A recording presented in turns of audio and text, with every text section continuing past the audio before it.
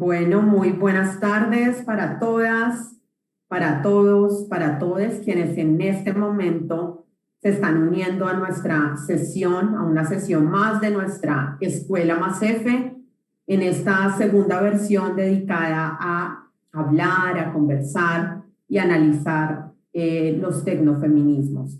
Agradecemos que sigan pendientes de nuestras sesiones y también les recordamos que ya están habilitados los foros para que puedan participar. Recuerden que la idea es que tengamos un espacio lo más interactivo posible y por eso hemos tratado de habilitar varias herramientas para ello. Esta es una alianza entre Artemisas, FESCOL y la Casa de la Mujer. Mi nombre es Alejandra Trujillo y quiero nuevamente darles la bienvenida y agradecerles por estar acá en nombre de las organizaciones que convocamos a esta Escuela Más F. En medio pues de toda esta situación de pandemia que transformó tanto nuestras vidas, nuestras relaciones sociales, nuestro trabajo, y que realmente tuvo un impacto grande en la forma como percibimos hoy los cambios y como también percibimos la tecnología, creo que no había sido nunca tan oportuna esta reflexión. Mirar cómo la innovación política, mirar cómo las nuevas tecnologías pueden facilitar la participación, la co-construcción, pero sobre todo cómo reinterpretarlas desde los feminismos. Como les decía, la tecnología y los cambios que introdujo de una forma acelerada esta pandemia transformaron, irrumpieron en nuestra forma de relacionarnos socialmente. Ya esta versión Zoom de vernos en la cámara se ha vuelto una forma habitual de relacionarnos, pero también transformó la forma como tenemos y atendemos nuestro trabajo remunerado. Y por supuesto todo esto también se relaciona mucho con lo que ocurre en nuestros espacios privados o domésticos, porque hoy creo que la fusión entre lo privado y lo público es cada vez mayor. Así que sin más preámbulos quiero agradecer a Carol Romero es hoy nuestra invitada para hablarnos de esas nuevas tecnologías, de los procesos de innovación política y tecnología de participación desde el movimiento feminista. Y a Carol, de verdad, un doble gracias porque por el cambio de horario ella se conecta realmente en un horario nocturno, así que buenas noches para ella, bienvenida a este espacio y gracias por aceptar participar.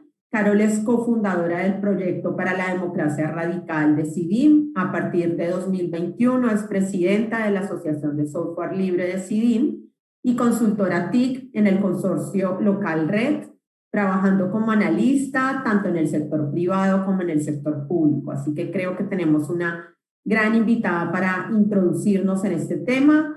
Y bueno, nuevamente gracias también a nuestra coordinadora de este espacio con quien hemos pensado y co-construido estas sesiones y esta reflexión tan importante de los feminismos. Gracias a Francisca Keller por estar aquí con nosotras. Yo voy a pasar ahora la palabra a Francisca para que ella guíe y oriente un poco la sesión de hoy.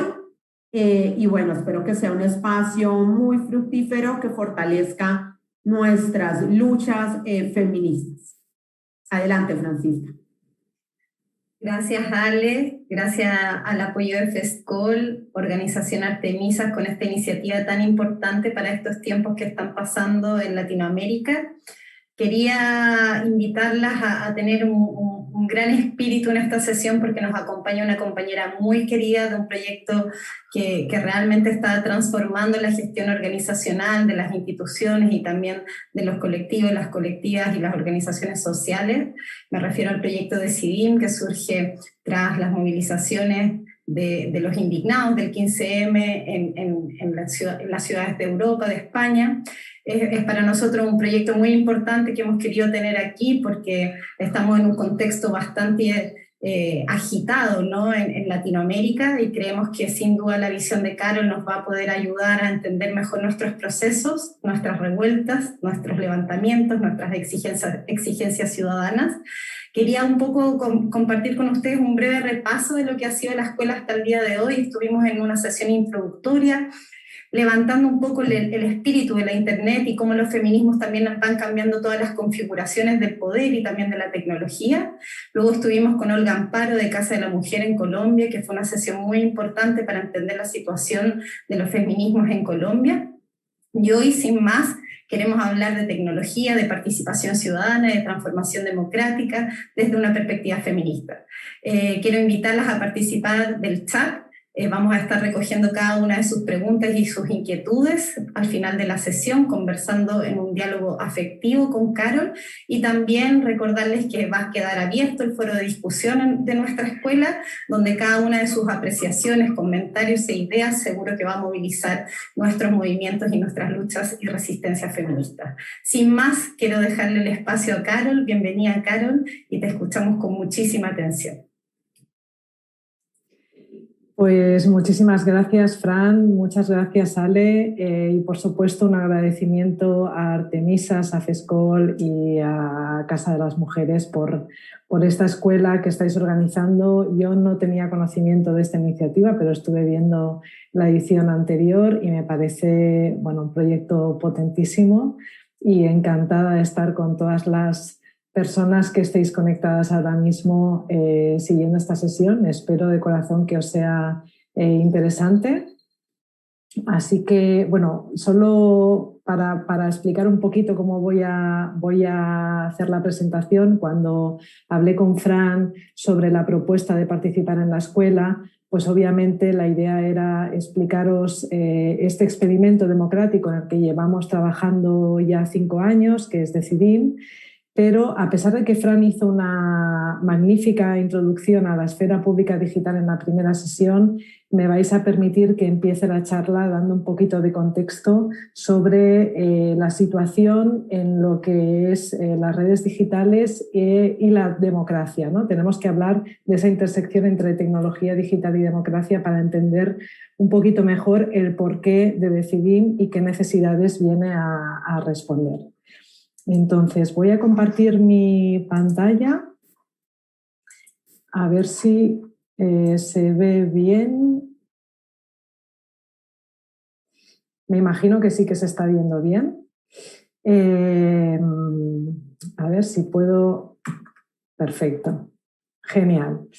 Pues empezamos, como decía, dando unas pinceladas de contexto para repasar algunas ideas de en qué situación nos encontramos ahora mismo en esta era, ¿no?, de las redes digitales. Y para ello vamos a retroceder hasta el año 2003. Aquí tenemos a uno de los teóricos de la red, Tim O'Reilly, que en ese momento, junto a otros colegas, pues desarrolló este concepto de Web 2.0, ¿no? Este grupo de hombres entendieron muy rápidamente que Internet en ese momento ya era una plataforma, era un territorio en el que se podían desplegar servicios. Y esto en su momento, algo que ahora nos parecería muy obvio, en su momento era revolucionario porque hasta entonces Internet seguía siendo pues una versión evolucionada del telégrafo y como mucho pues un repositorio donde colgar información, ¿no?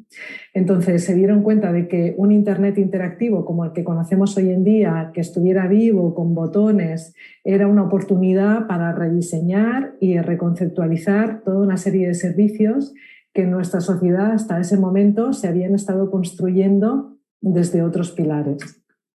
Entonces, si adelantamos en el tiempo y nos vamos a la foto, ¿no?, del Internet de hoy en día, vemos que es muy diferente al que había en aquel año 2003. Y una de las características de esta imagen, más allá de constatar cuáles son los grandes poderes de Internet en la actualidad, sería pues la ausencia casi completa de lo público, ¿no? Cuando lo público y lo común fue algo que caracterizó Internet en sus primeros momentos. De hecho, exceptuando la Wikipedia, que aparece en algún sitio por aquí, el resto es un panorama de grandes plataformas corporativas que de hecho son las que están manejando actualmente la economía mundial, y vemos esta aceleración en apenas 5 años, cómo hemos pasado, ¿no?, en el capitalismo global, cómo hemos pasado de que las grandes empresas fuesen de la energía o del petróleo a que sean todas, absolutamente todas, tecnológicas. Y estas empresas además tienen unos intereses que en lo que nosotras venimos a llamar, no nosotras, sino teóricas como Shoshana Zuboff, vienen a definir como lo que se llama mercados de futuro del comportamiento humano. ¿Vale? Esto quiere decir que al final, pues, mediante la circulación y el valor del comportamiento humano, se puede manipular con muchísima precisión la voluntad social a través de las redes que están diseñadas sobre todo para el marketing, y esto además se produce de una manera inconsciente, ¿no?, para las usuarias, y de una manera, por tanto, mucho más violenta, dada la asimetría de poder que se genera con la capacidad que tienen estas empresas de acceso a nuestros datos y la sensibilidad del control que pueden ejercer a través de las inteligencias artificiales y de los miles de data points que se distribuyen a través de las redes, ¿no? Esto en política ha tenido un impacto fortísimo. Ahí tenemos el fenómeno de Donald Trump y de Bolsonaro con todo el fenómeno de las fake news, pero no solamente en política. Si nos vamos a otras plataformas, por ejemplo, tenemos el caso de Tinder. Hay un libro muy interesante que se llama El algoritmo del amor, y este libro se adentra en las entrañas de esta red social destinada a las citas, en el que se acaba tirando del hilo, ¿no? Se acaba viendo, pues, que el algoritmo actúa de una manera que, si eres una persona más o menos atractiva, pues te asigna una puntuación, de manera que se acaban generando como una especie de burbujas de personas guapas, entre comillas, o de personas cool, y otras burbujas de personas que están destinadas directamente a no tener ningún recorrido en la plataforma, ¿no?, a ser invisibles. Entonces, teniendo en cuenta que estamos hablando de una red social con más de 400 millones de usuarias en todo el mundo, y que de alguna manera están controlando la manera que tenemos de relacionarnos, que están moldeando nuestra capacidad reproductiva, porque nos están condicionando a elegir a quién vamos a querer, con quién nos vamos a juntar, con quién nos vamos a relacionar sexualmente, pues de alguna manera podríamos afirmar que tienen la capacidad de transformar la evolución de la propia humanidad, ¿no? Y esto es algo que da bastante miedo. De hecho, tenemos también el caso de esta red social también que en los últimos años ha triunfado mucho, sobre todo entre las generaciones más jóvenes, TikTok, y que con más de 600 millones de usuarias, pues se ha destapado, ¿no?, que aplica la discriminación en TikTok si no es una persona físicamente agraciada, o tienes algún tipo de diversidad funcional, o perteneces a algún colectivo LGTBI o alguna minoría que por lo que sea no encaja en la viralización de esos vídeos, pues directamente se te censura. Por tanto, estamos ante un panorama en el que tenemos unas plataformas que intermedian por completo nuestra vida social y personal, y sobre las que no existe ningún tipo de control democrático. Y ya no solamente hablamos de que el algoritmo te ignore o te invisibilice, es que hablamos de que el algoritmo te puede señalar, ¿no?, y te puede exponer masivamente. He rescatado un tuit, aunque podríamos poner otros muchos casos de otras activistas feministas que reciben este tipo de acoso diario en redes, especialmente en la red de Twitter. Esta es Irancho Varela, es una activista feminista bastante destacada en España, y lo que pasó hace un par de años fue que alguien filtró sus datos personales a través de una cuenta de Twitter. Claro, ¿qué pasó? Que automáticamente todos los ejércitos de machi trolls que ya intentan de manera cotidiana perseguir y acosar a Irancho, pues obviamente con la revelación de sus datos personales la situación se puso más peliaguda. Ese tuit que revelaba sus datos estuvo expuesto durante más de una semana en la red de Twitter sin que se pudiese hacer nada, ¿no? Y ella recibiendo amenazas que amenazaban, o sea, que ponían en peligro su integridad física. Entonces, tenemos que preguntarnos, pues, cómo una red que muchas veces, como Twitter, ¿no? Que una red en la que Donald Trump soltó a 400.000 bots para que hablaran bien de él en la campaña de las elecciones de Estados Unidos y que muchas veces alimenta el odio y la violencia, pues cómo puede ser que no pueda defender a una persona que justamente está defendiendo posiciones democráticas y feministas, ¿no? Por lo tanto, constatamos que Internet actualmente es un territorio en disputa y, de hecho, así como hemos visto que sirve para controlar y para agredir, tiene otra cara de la moneda, ¿no? También sirve para visibilizar problemas y conflictos. Este es el ejemplo de una campaña que se puso en marcha también hace un par de años con el hashtag de Cuéntalo. Empezó con una serie de tweets en España, sobre todo, donde había muchas mujeres que contaban pues, la primera agresión machista que sufrieron, la primera violación, y fue increíble el fenómeno viral y global que tomó la campaña, extendiéndose a más de 60 países, se generaron millones de tweets. Y bueno, para eso también hay que reconocer que sirven las redes, ¿no? Estos datos, visualizándolos, también sirven para exponer este tipo de conflictos y hacen emerger voces que muchas veces están silenciadas.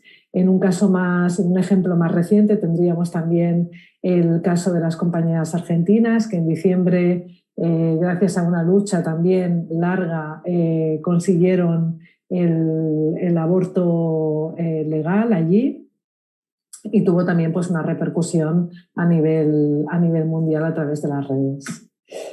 Muy bien, entonces para concluir esta primera parte de contexto de las redes digitales, podríamos decir que efectivamente ahora mismo no disponemos de un espacio digital público que esté pacificado, que sea respetuoso con nuestros datos, y que nos sirva para la participación política, ¿no? Para co-crear políticas públicas de manera colectiva.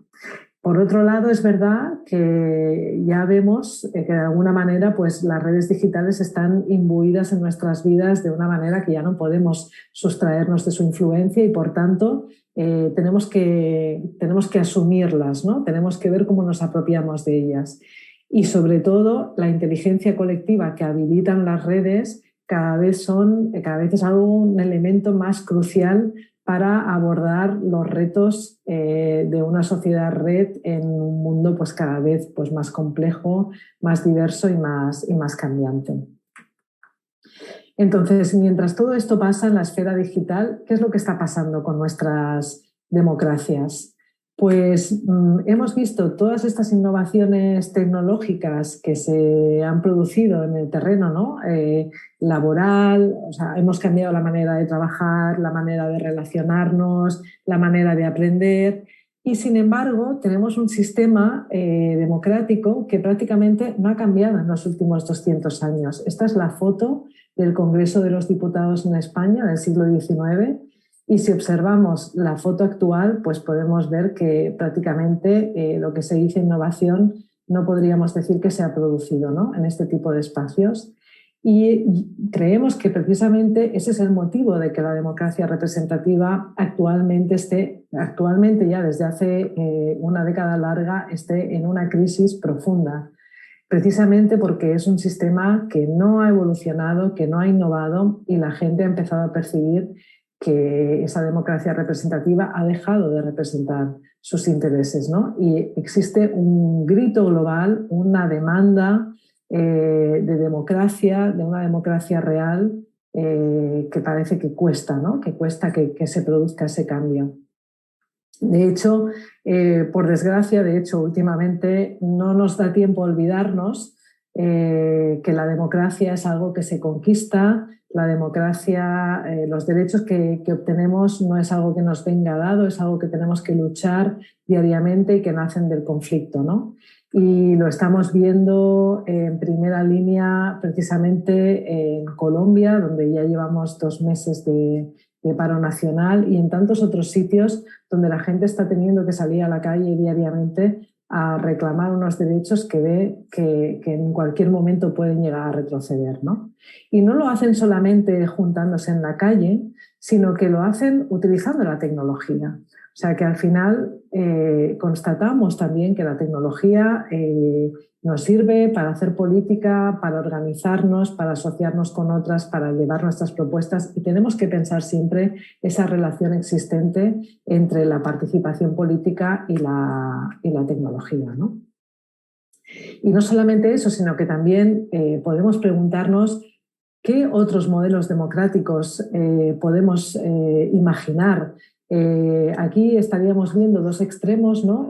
A la izquierda tendríamos el modelo de una democracia totalmente directa, donde teóricamente podríamos celebrar un referéndum cada día para decidir todo entre todas. Y en el otro extremo tendríamos el modelo más representativo, donde nuestra participación se limita a depositar nuestro voto cada 4 años. Pero no es el único terreno, ¿no? Vemos que hay entre ambos polos hay todo un terreno de experimentación donde ya se están dando actualmente unas prácticas políticas y democráticas muy interesantes, y es en ese espectro donde situamos al proyecto Decidim.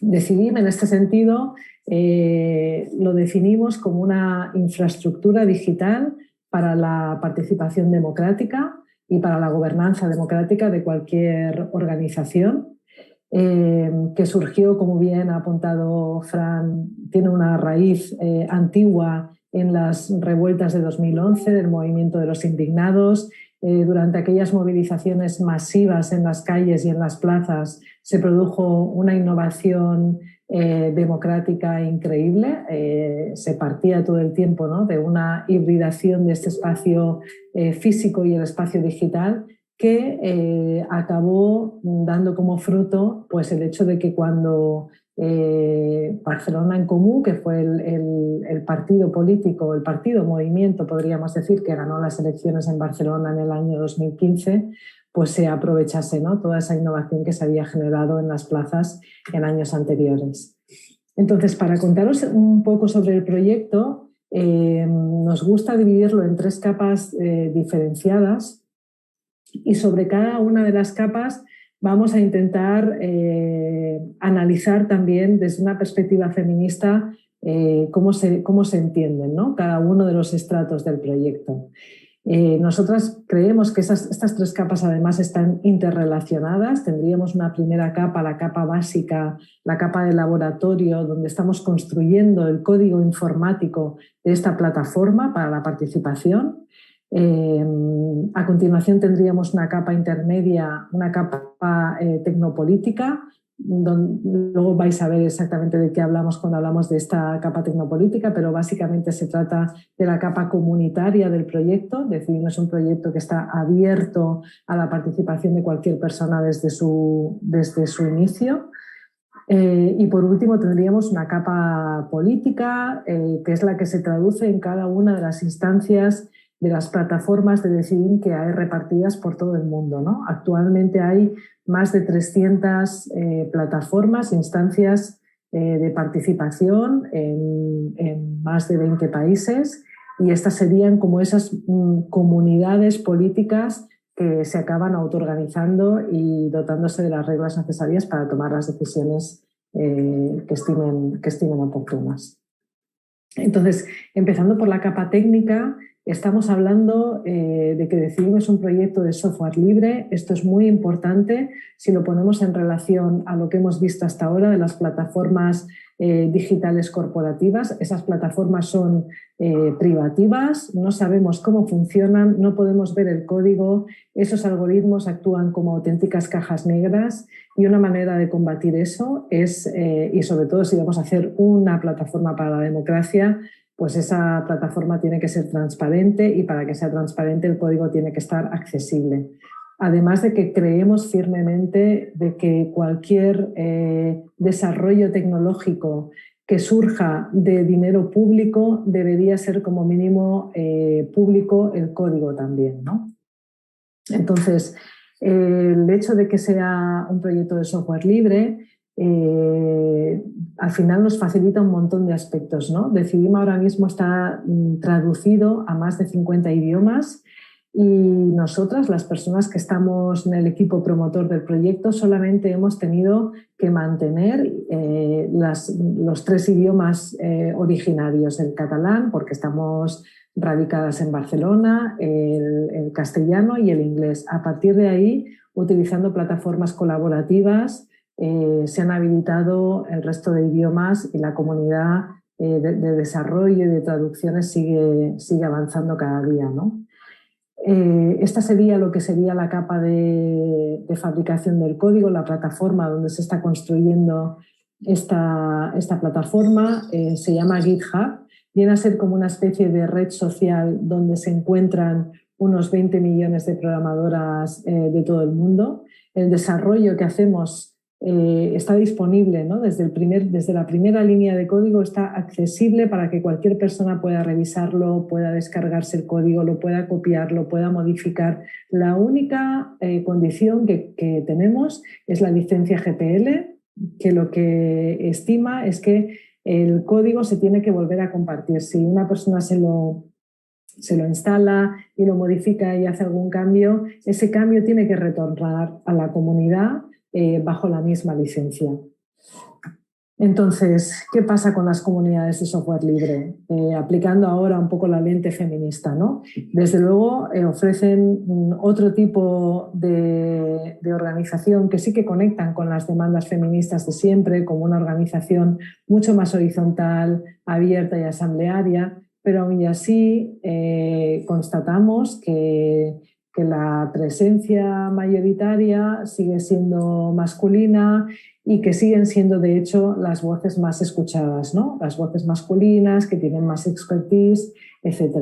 Entonces, a pesar de que ya hay un principio inclusivo detrás del desarrollo de Decidim para que cualquier persona pueda acceder a él, necesitamos reforzar activamente el hecho de que haya una diversidad mucho mayor entre la comunidad de desarrolladoras. Y por eso decidimos hace un par de años lanzar un programa de becas destinada específicamente a la participación de mujeres y de personas de género no binario para que tuvieran la oportunidad de formarse en el lenguaje en el que está programada la plataforma, que es Ruby on Rails, y que poco a poco fuesen entrando en contacto con el código y con el resto de la comunidad para que de alguna manera entren en un ciclo que les permita eventualmente poder acabar contratadas o trabajando para el ecosistema productivo que se genera a través del proyecto.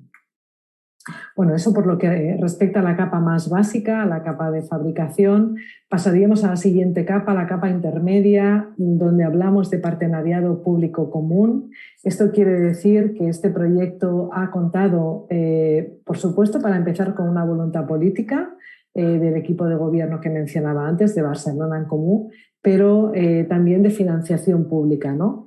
Y a pesar de que hay un impulso, una inversión pública, la gobernanza de todo el proyecto y de todas sus dimensiones es comunitaria. Decidim cuenta con una comunidad que arropa y acompaña al proyecto y su gobernanza desde el minuto 1. Esta comunidad está abierta a cualquier persona que tenga alguna inquietud relacionada con la democracia participativa.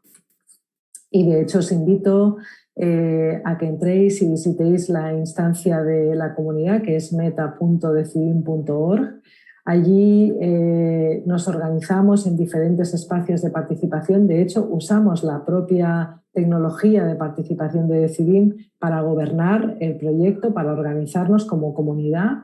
Tenemos diferentes procesos activos. Uno de los principales, como estamos hablando de un software para la democracia, pues uno de los principales procesos es el propio proceso de codiseño de la plataforma. No tendría mucho sentido que estemos diseñando una tecnología para la participación y que esa tecnología la diseñen solamente 4 expertas en participación y en desarrollo tecnológico, sino que al final todas las personas somos ciudadanas, somos agentes políticos y tenemos algo que decir, ¿no? En la manera en la que nos relacionamos en ese aspecto.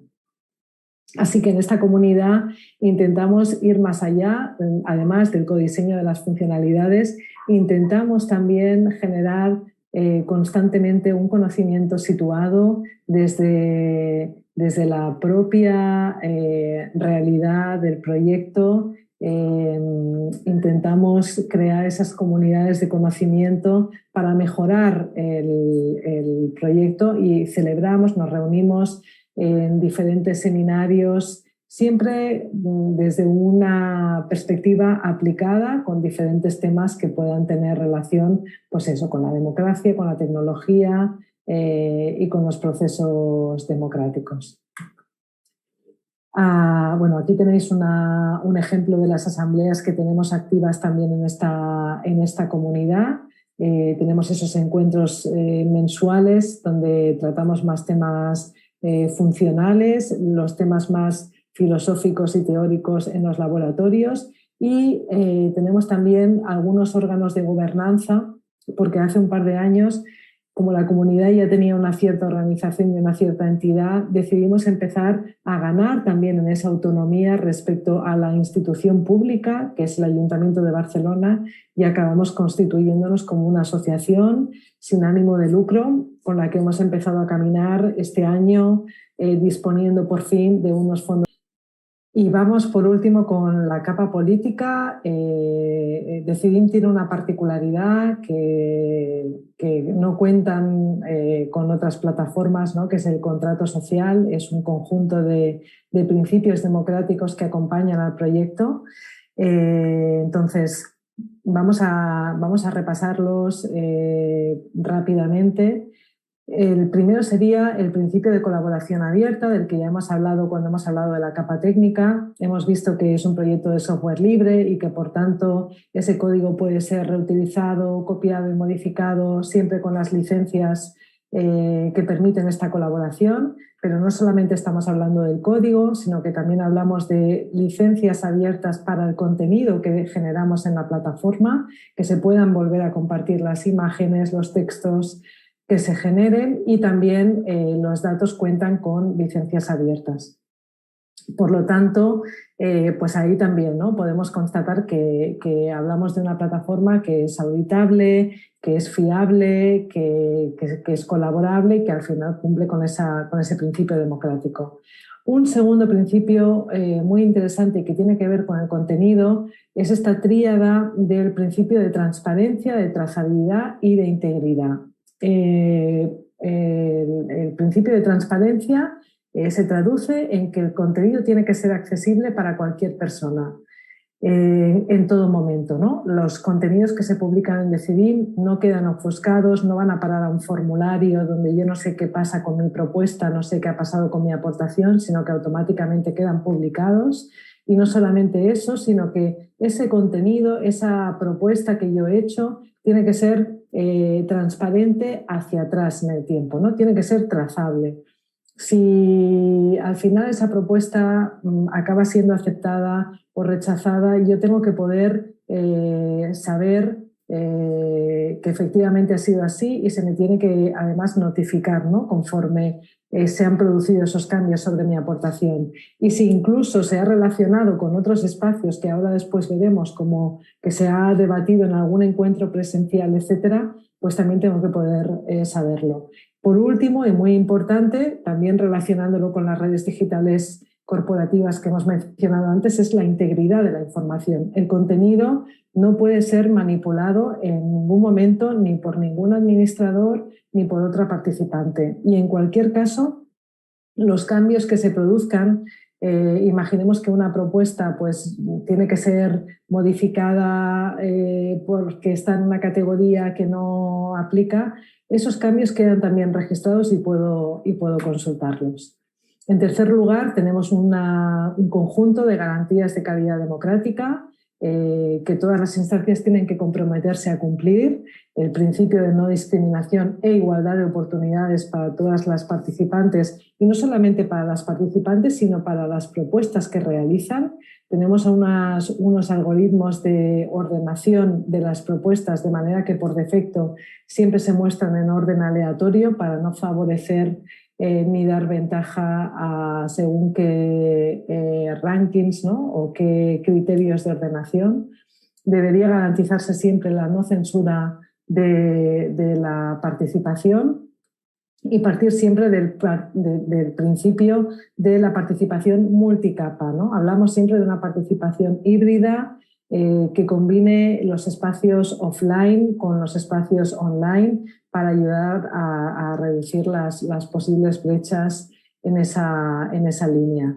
Y por último, pues el principio de capacitación digital y de alfabetización digital que todas necesitamos cada vez más en un mundo donde la tecnología está presente constantemente, ¿no? Necesitamos siempre dotarnos de dispositivos y de programas de formación y capacitación en la tecnología y en el uso de las plataformas. Por último, este es el cuarto principio, algo súper importante también es el cuidado de nuestra privacidad y de nuestros datos, siendo recogidos siempre los mínimos datos personales necesarios para poder verificar en algunas situaciones la identidad de las participantes sin que ello les obligue nunca a revelar su verdadera identidad, sino que en cualquier caso podamos verificar que esa persona, imaginemos que estamos en un municipio donde solamente pueden votar las propuestas para mejorar el municipio las personas residentes en él. Pues en ese caso deberíamos poder verificar que esas personas efectivamente residen allí, pero en ningún caso tendríamos por qué revelar su identidad y en cualquier caso esos datos personales que aportan tienen que estar cifrados y nunca compartidos con terceros.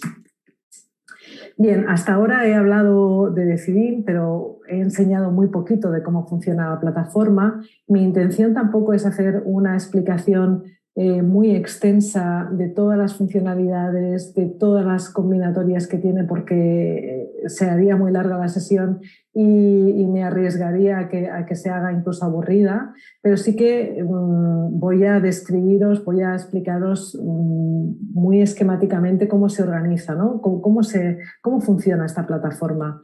Estamos hablando de que lo que nos permite esta infraestructura es una serie de mecanismos de participación que nos permiten realizar propuestas, reunirnos, debatir sobre temas, tomar decisiones y hacer un seguimiento de esas decisiones que tomamos.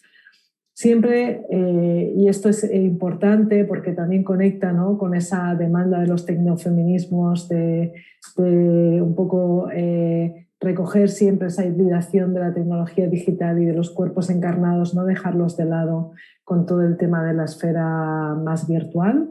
Así que intentamos siempre fomentar una participación inclusiva y aumentada, ¿no? Por tanto, yendo al detalle de las piezas de estos mecanismos de participación que tenemos, el más importante y el más básico son las propuestas. Estas propuestas tienen multitud de configuraciones posibles, las propuestas se pueden apoyar, se pueden limitar el número de apoyos que recoge cada propuesta, tenemos propuestas colectivas que se pueden hacer con un grupo de personas, tenemos propuestas que enmiendan a otras propuestas, es uno de los componentes que admiten más variación a la hora de configurar nuestra tecnología, ¿no?, nuestra plataforma de participación. El segundo componente sería el componente de los encuentros, en principio pensados para los encuentros presenciales. Muy importante recoger toda esa interacción que tenemos en los espacios físicos, poder de alguna manera recoger ese historial en la capa virtual para no perder nada de lo que hayamos hablado, debatido, y para que establecer todo el tiempo, ¿no?, ese puente entre ambas capas. Y como además nos toca desgraciadamente vivir en tiempos pandémicos y ahora pues está complicado el juntarnos muchas personas me encuentro en espacios físicos, pues hemos potenciado mucho más los encuentros digitales, ¿no? Facilitando la integración con herramientas como las que estamos usando hoy aquí, como esta plataforma de videoconferencia. Decidim ahora mismo se integra con las principales herramientas de reunión síncrona y estamos desarrollando funcionalidades para tomar notas de manera colaborativa y poder tomar decisiones en el mismo momento, etcétera. Tenemos también los debates. Los debates son otro componente que nos permiten configurar un tema, lo que vienen siendo los foros de Internet. De hecho, en la Escuela de Tecnofeminismos nos estamos ayudando también de herramientas, pues sería exactamente la misma idea, proponer un tema sobre el que discutir y a partir de ahí tenemos la posibilidad de dar argumentos a favor, en contra, desde una posición más neutral. Se pueden habilitar debates para que las propias participantes inicien esos debates, no solamente lo hagan las personas que administran la plataforma, y se puedan iniciar debates también como colectivos. Eso es importante, la dimensión de participación colectiva que tenemos es interesante. Y después, para no haceros la lista entera, pero de pasada os comento que esta funcionalidad es importante, la funcionalidad de los resultados. Todo proceso participativo debería tener siempre unos resultados y una evaluación, ¿no? Estamos muy acostumbradas a una participación que muchas veces se queda en que nos piden, nos interpelan para que nos impliquemos y muchas veces después no sabemos en qué se traduce eso, ¿no? Entonces, Decidim cuenta con un módulo específico para poder rendir cuentas y poder realizar una monitorización de toda esa deliberación colectiva que se ha dado. También nos podemos ayudar de otras herramientas que ya conocemos y que utilizamos normalmente en nuestro día a día, como es la realización de encuestas. Podemos tener también un relato colectivo de los procesos políticos ayudándonos de la publicación de un blog. Podemos utilizar sorteos para una forma de participación muy interesante que últimamente está, ¿no?, muy presente, como son las asambleas ciudadanas, que son ciudadanas elegidas por sorteo para deliberar sobre un tema concreto. Pues bien, hay un componente específico que nos permite realizar ese sorteo de manera aleatoria entre un conjunto de personas. Y todo esto, todos estos mecanismos de participación, los organizamos en lo que llamamos espacios de participación, que tienen dinámicas concretas y específicas. El primero son lo que es más habitual, ¿no?, los procesos participativos en sí. Un proceso siempre se caracteriza por una sucesión de momentos participativos divididos en fases temporales, en una serie de momentos donde vamos avanzando para llegar precisamente a unos resultados que acabarán evaluándose. Este sería un esquema de la configuración de un proceso tipo, ¿no?, de un proceso básico, ya sea un proceso de gobernanza, un proceso de planificación, lo que sea. Y entonces, para cada una de las fases podríamos activar diferentes componentes que hemos ido viendo. Por otro lado, tenemos las asambleas, porque cualquier organización que se quiera gobernar de manera democrática pues cuenta con sus órganos y esos órganos tienen una actividad que pueden también visibilizarse y acompañar, ¿no?, el resto de dinámicas que suceden en la plataforma. Normalmente en las asambleas tenemos, pues si es en el caso de una ciudad, pues los órganos de los consejos, las asambleas de barrio. Si es una organización, una colectiva, pues tendremos pues las comisiones, la asamblea general, y allí podremos volcar los encuentros que hacemos tomando las actas, quiénes pertenecen a esas asambleas, etc. En tercer lugar, tenemos la posibilidad de activar este espacio de iniciativas ciudadanas. Este es un mecanismo que, a diferencia de estos dos primeros, funciona de abajo arriba. Aquí estamos permitiendo que las personas, en un contexto quizá más institucional, puedan elevar peticiones a sus respectivos gobiernos, sean de la escala que sean, a través de la recogida de firmas, y podemos llegar a hacer que esas firmas tengan unos resultados vinculantes, ¿no? Es el caso de Barcelona. Aquí hubo una batalla legal para que las firmas digitales recogidas a través de CIVIM tuviesen una traducción en poder, por ejemplo, impulsar que se realice un determinado proceso participativo, o que se cree un nuevo órgano de gobierno, o que se lleve un punto de discusión al pleno municipal. Y por último, tenemos lo que sería la forma de democracia más directa, lo que son las consultas o las votaciones que podemos activar en cualquier momento si tenemos que decidir sobre un tema. Y recientemente hemos añadido además una serie de garantías criptográficas para poder realizar votaciones seguras con la plataforma. Por último, y esto no es menos importante, no es un espacio de participación en sí, pero es un aspecto que enlaza también con lo que veníamos hablando en el contexto. CIVIM al final se configura como una red de participación política. Eso quiere decir que, pues, igual que en las dinámicas de las redes sociales en las que estamos acostumbradas a participar, pues contamos también con un perfil propio, podemos seguir a otras personas dentro de la plataforma, podemos seguir también espacios concretos o propuestas concretas, de manera que podamos estar actualizadas de si se produce novedad con alguna de esos elementos que nosotras seguimos. Podemos utilizar hashtags como funciona Twitter, etcétera, ¿no? De alguna manera intentamos replicar las dinámicas de engagement, de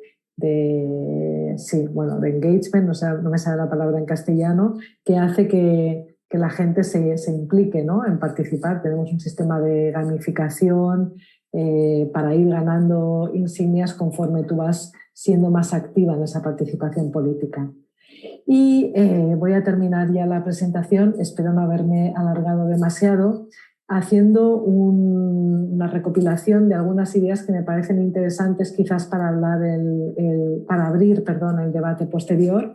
La primera de todas es que nosotras defendemos CIVIM como un modelo de desarrollo de políticas públicas tecnológicas que definitivamente está funcionando como un caso de uso para Barcelona, pero también para otras ciudades que se acercan también usando pues, metodologías ágiles de desarrollo, construyendo procesos de gobernanza democrática en torno al código, generando también nuevos modelos de contratación pública, intentando responder a la complejidad de lo que queremos resolver, y es crear un ecosistema productivo que no acabe concentrado en manos de las grandes tecnológicas, que por otra parte seguramente acabarían privatizando el código y empobreciéndolo, y pues ser capaces siempre de conectar con las comunidades locales, ¿no?, en cada uno de los enclaves donde CIVIM emerge. También lo estamos diseñando como una infraestructura distribuida que pueda dar respuesta a esta idea, que es un poco una palabra un poco extraña, ¿no?, de las mesoescalas de gobernanza. Esto quiere decir que, por ejemplo, en el ejemplo que he puesto anterior, ¿no?, Twitter tiene millones de usuarias en todo el mundo, y cuando tiene un problema, como el caso del tuit que hemos mencionado con Iranchu Varela, pues se ha mostrado incapaz de dar una respuesta a la plataforma. Hay varios motivos para que no haya dado una respuesta, pero uno de ellos es sin duda la incapacidad de gestionar estos volúmenes de datos, estas macroescalas que se escapan, ¿no?, de su control. En cambio, cuando hablamos de una infraestructura distribuida, podemos generar procesos de gobernanza de cada una de las instancias pues mucho más acotados, con sus propias reglas y sus garantías democráticas, de manera que acabamos generando ecosistemas distribuidos que parten de un mismo modelo, que sería el modelo del código base, pero la gestión de esos entornos se hacen de acuerdo a las escalas locales, ¿no? Y eso lo hace pues un sistema mucho más sostenible y resiliente. Por otro lado, tenemos el tema de la participación política, ¿no? Del compromiso político. Es una cosa que normalmente siempre acaba saliendo en debates de este tipo. ¿Qué pasa si no hay voluntad política, ¿no? Pues efectivamente, por mucho que trabajemos en una plataforma maravillosa, con una experiencia de la participante que sea increíble, con toda la accesibilidad, si no ponemos en marcha procesos políticos de calidad que interpelen a las inquietudes de la gente, ya podemos tener la mejor interfaz que probablemente no tengamos una alta participación, ¿no? Así que creo que es urgente, ¿no? Hacer esa pedagogía, sobre todo en la capa institucional, de que hay que tener una valentía política a la hora de impulsar ciertos procesos. Por supuesto, también el tema que también hemos tocado, ¿no? Esta importancia de entender no solamente de participación, sino de cómo está construida la propia tecnología, ¿no? ¿Qué es lo que hace el código? ¿Quién lo está controlando? ¿Quién lo gobierna? ¿Por qué se han tomado ciertas decisiones? ¿Por qué yo no puedo aprender en la escuela desde el primer momento a programar si estamos ya viviendo en plena sociedad red, ¿no?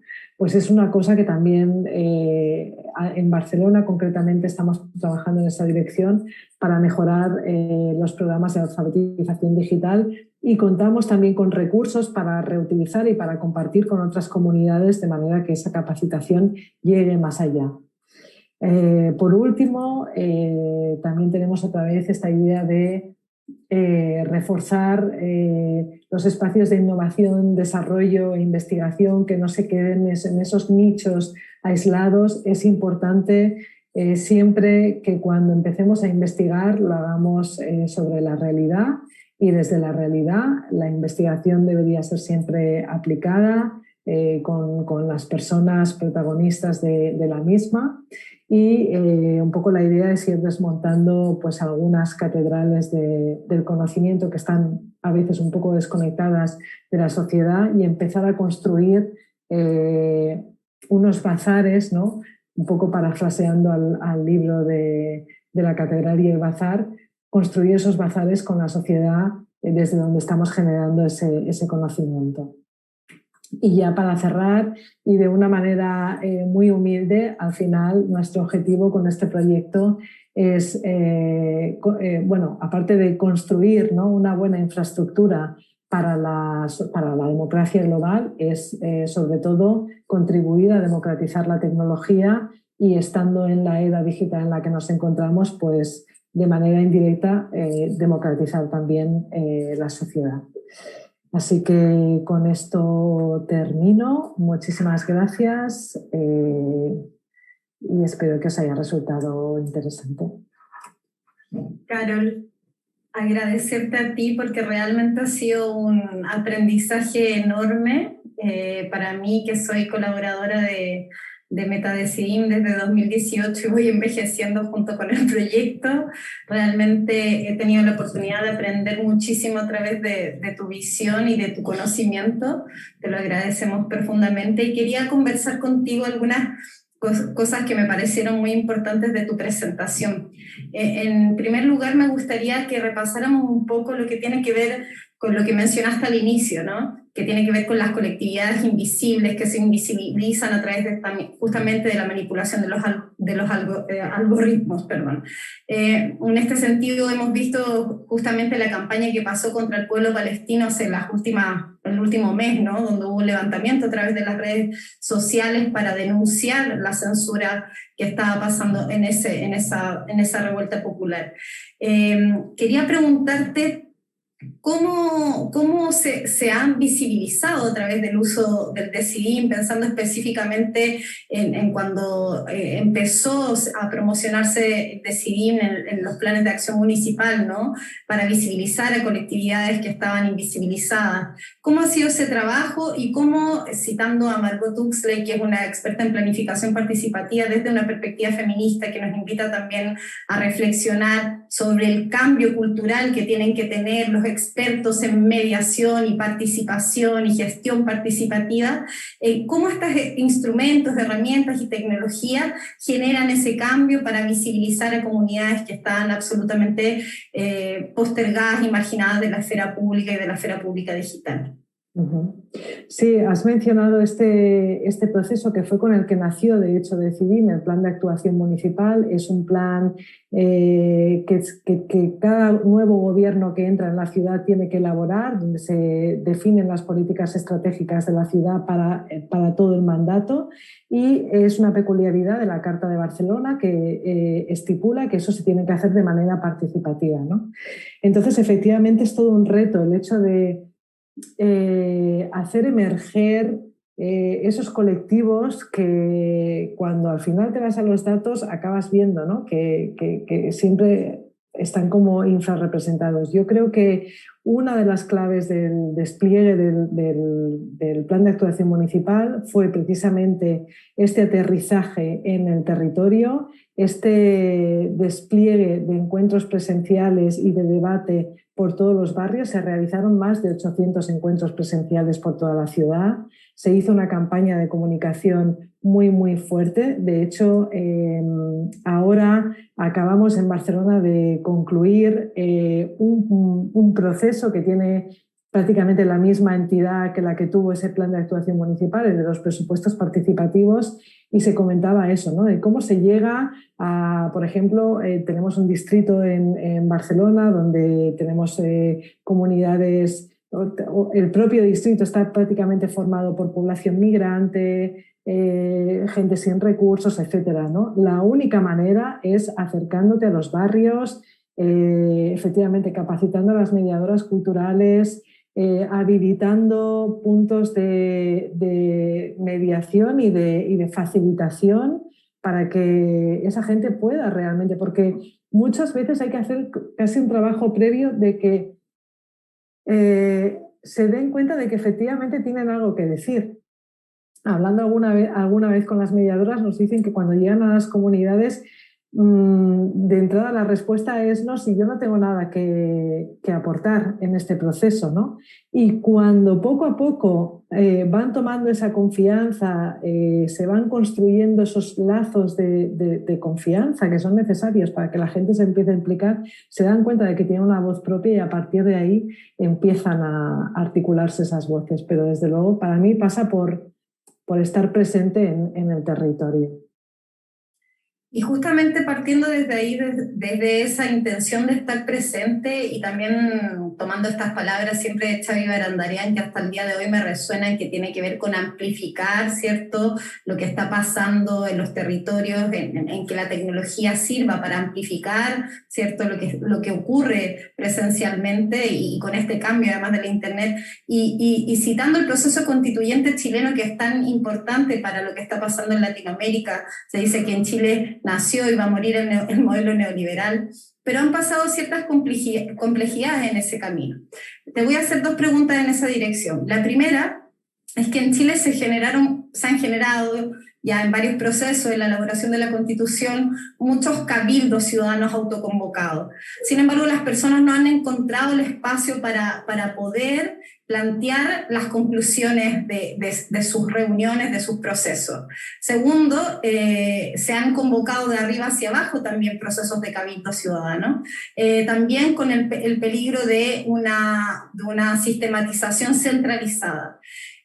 ¿Nos podrías contar en qué colabora una tecnología de este tipo en la trazabilidad de los procesos y profundizar un poquito más en ese punto?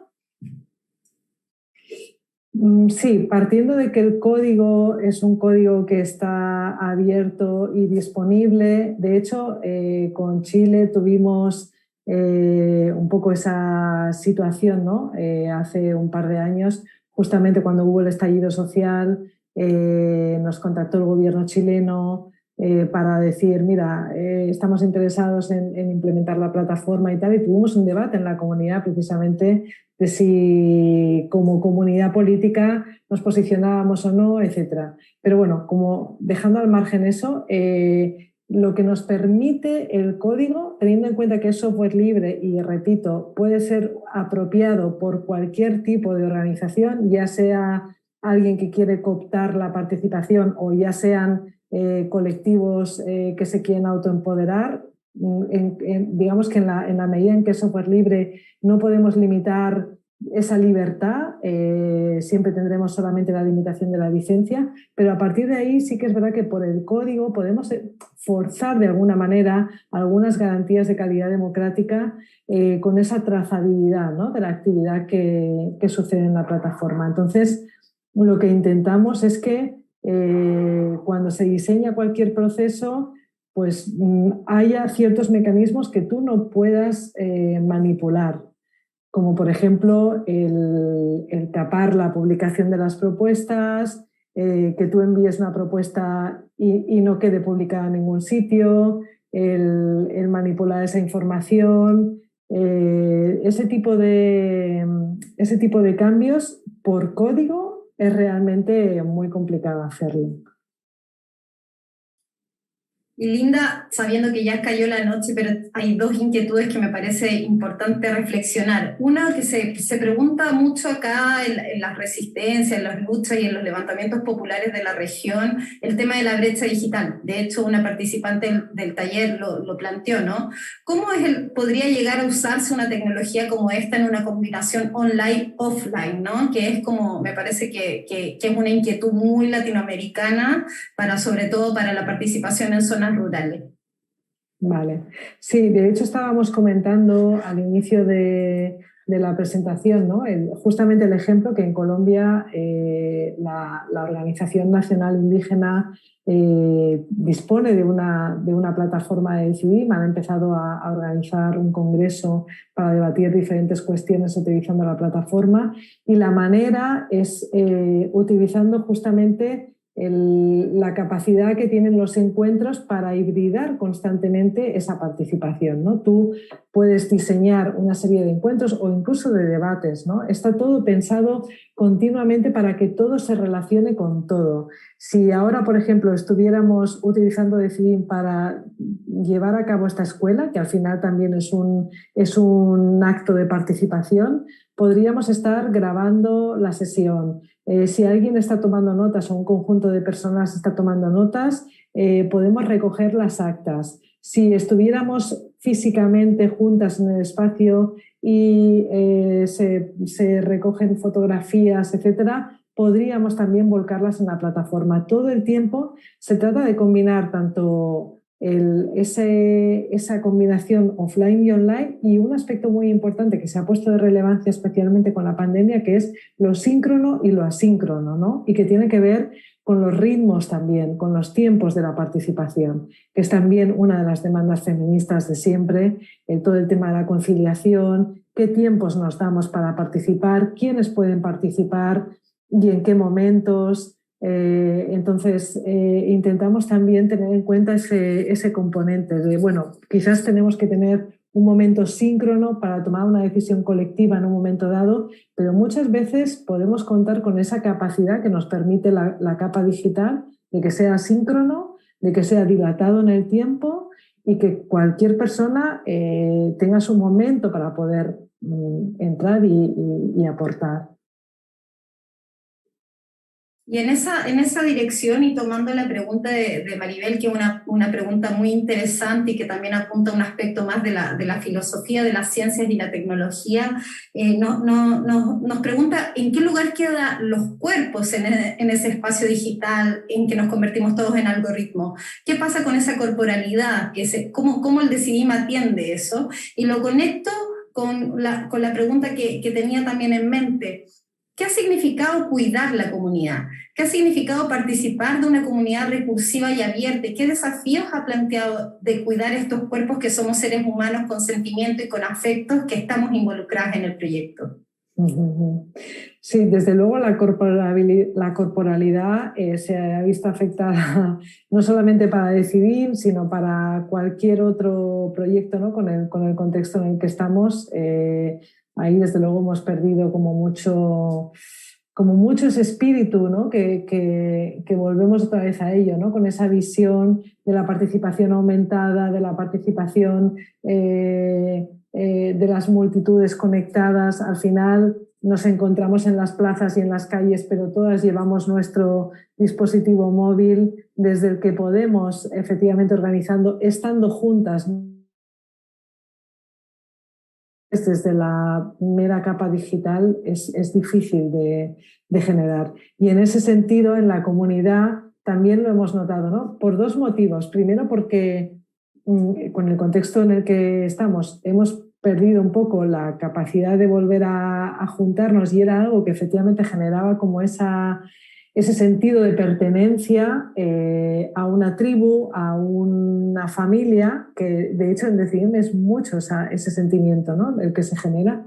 Y hay otra variable, que es que siendo un proyecto cada vez más global, empezó con una semillita muy local y cada vez se hace más global, de manera que se generan, por un lado, comunidades locales. En Francia tenemos una comunidad local, sabemos que hay gente que se va reuniendo periódicamente para discutir sobre necesidades que tienen de organización y que luego lo llevan a la comunidad más grande de Decidim. En Latinoamérica también hay varias comunidades que están arrancando. Entonces, es interesante, ¿no? Pensar cómo articulamos y cómo cuidamos esa comunidad y sobre todo cómo generamos ese sentimiento de pertenencia. Yo creo que es un reto, uno de los retos de tantos que tenemos por delante para abordar, cómo abordamos ese salto de escala, manteniendo esa red afectiva de la que partíamos porque nos conocíamos, y cómo vamos incluyendo, ¿no? A esas nuevas cuerpos que se van acercando también. Súper, y sabemos que es de noche, no te queremos retener más tiempo para que puedas por favor descansar, pero hay más inquietudes, ¿no?